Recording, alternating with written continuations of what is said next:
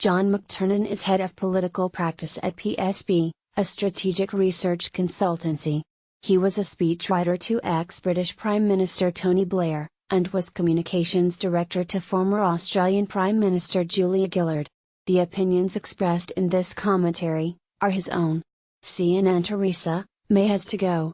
Voters in Britain deprived their Prime Minister of her majority, and denied her a mandate to govern in June's general election. If that wasn't enough, Mrs May's tone-deaf response to the tragic fire that destroyed Grenfell Tower should have been a sacking offence. Yet despite being robbed of political authority, the Prime Minister has been loyally kept in office by Conservative MPs, backbench and frontbench alike. After Mrs May's disastrous speech at her party conference this week, all the clichés have been brought out of storage and dusted off in the British media to describe the crisis surrounding the Prime Minister. However, as things stand, it seems highly likely that Theresa May is going to remain in place.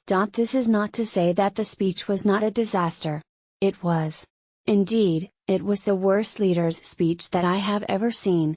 Everything failed: Mrs May's voice, her announcements, her personal protection detail, security. Even the stage set seemed to give up in despair and started falling apart.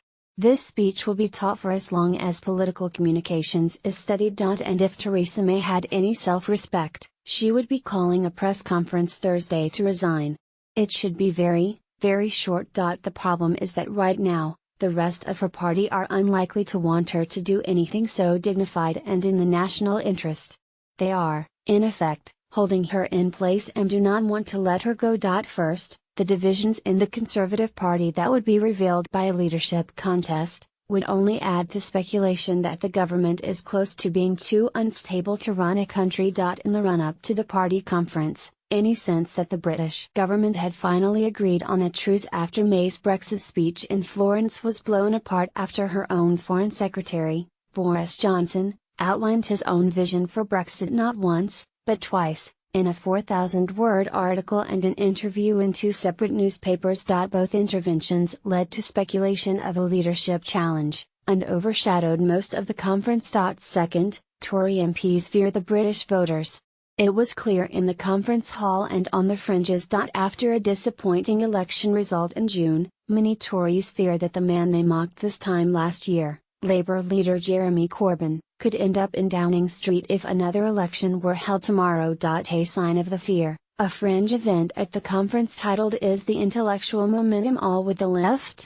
proved so popular that people who joined the queue with 30 minutes to spare were turned away. Third, who actually wants the job? This may seem a funny question to ask. Surely every politician believes that they can and should be Prime Minister. True, but who would want to lead the country through Brexit? Simply signing up for the payments that the UK will end up giving the EU would make whoever is leader a marked man or woman. And that is nothing compared to some of the other sacrifices that will be required to make Brexit happen. Letting someone else take all the flak seems the most sensible option. So many people in Britain will now rightly be asking why Mrs May won't go, even after this final humiliation. The problem is her party. They are an analog party in a digital age. They can't turn back the clock, but they are hanging onto its hands in the hope that they can hold back time.